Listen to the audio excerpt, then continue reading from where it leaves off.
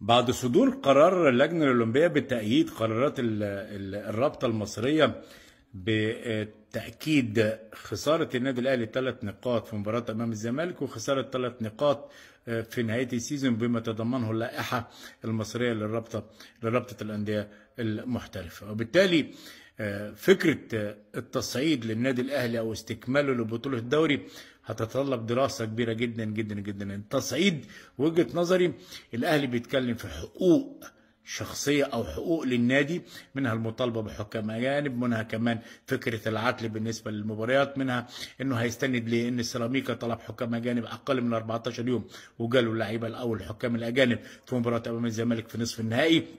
كل ده بيستند عليه النادي الأهلي في لو تم التصعيد، ولكن وجهة نظري الشخصية ان النادي الاهلي هيخسر كتير جدا جدا على المستوى المادي اذا لم يستكمل بطولة الدوري.